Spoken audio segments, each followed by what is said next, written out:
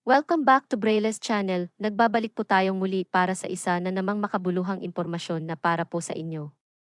This time, ay para ito sa lahat ng miyembro ng SSS at sa malapit ng magretiro.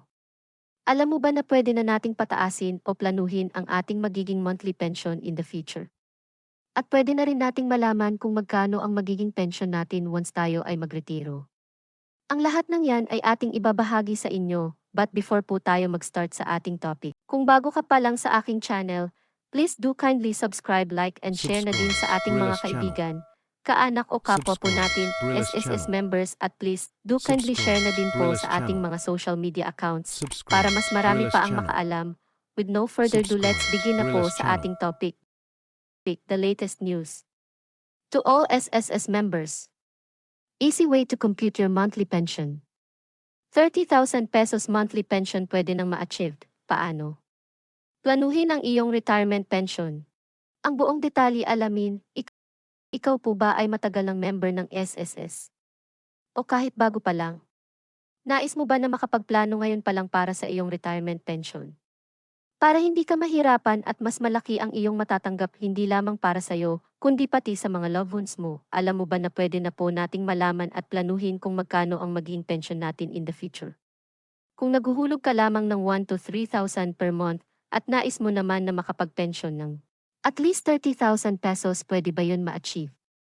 Yes, pwedeng-pwede po kung kaya din lang natin, why not, hindi ba? Kung dati ay nahihirapan tayo kung paano natin malalaman ang ating magiging monthly pension dahil sa haba nga ng computation na hindi naman lahat ay alam ito.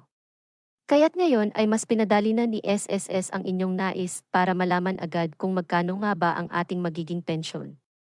At pwede pa nating planuhin na mas mapataas pa ito through the SSS Pension Booster. Kung paano? Narito na po ang paraan natin through the SSS Pension Calculator. Napakadali lamang po nito. At matutulungan din po tayo kung magkano ba ang dapat na idagdag natin para mapalaki ang ating monthly pension. Sa inyong Google account, itype lamang ang sss.gov.ph/pension calculator. Makikita niyo na agad ang dashboard, i-click lang ang proceed. Then mapupunta ka na sa may SSS Planner or Pension Calculator. Dito ay makikita mo ang dapat mo lang fill-upan. Una, ilagay mo lang ang iyong current age o edad ngayon. Pangalawa, kung ikaw ay nagtatrabaho sa private companies, ay ilagay mo lang dito ang iyong monthly salary ngayon, or kung voluntary ka naman, magkano yung current salary credit na hinuhulog mo buwan-buwan. Pangatlo, pwede po tayong mamili sa dalawang choices. Kung nais mo ay ma-achieve ang monthly pension na gusto mo, ilalagay nyo lang po dyan sa box, halimbawa nais mong mag-pension ng 20,000 or 30,000 pesos. Or pwede mo ring ilagay ang amount na nais mong ipa-pension boosts para ma-achieve ang pension na nais mo. Halimbawang ang monthly contribution mo ay nasa 3,000 pesos lamang, ay pwede ka pa ring mag-invest ng additional 2,000 pesos para tumaas ang iyong pension. Once na fill-upan mo na yan, i-click mo lang ang click calculate. Halimbawa ang current age mo is 40 at ang monthly salary mo is nasa 25,000 pesos at nais mo na maging 30,000 pesos ang iyong pension. Click calculate at lalabas na agad ang iyong magiging monthly pension at ang dapat na contribution mo monthly para ma-achieve mo ito. So kung 30,000 pesos ang nais mo, ay kailangan mo makapaghulog ng 9,969, assuming maliit lang ang iyong monthly contribution at maliit din lang ang iyong monthly salary. Magkano ba dapat ang ating magiging hulog para mapataas ang ating pension? So, dito halimbawa ay gusto mong magka-pension ng 15,000 pesos monthly. Dapat ay may monthly hulog po tayo na nasa 4,843 para ma-achieve natin ang nais nating pension. Halimbawa naman ay nag-invest po tayo sa pension booster at naghuhulog po tayo ng 3,000 pesos kada buwan, bukod pa sa ating regular na hulog sa contributions. Ang ating magiging monthly pension ay abot po sa 16,211 pesos.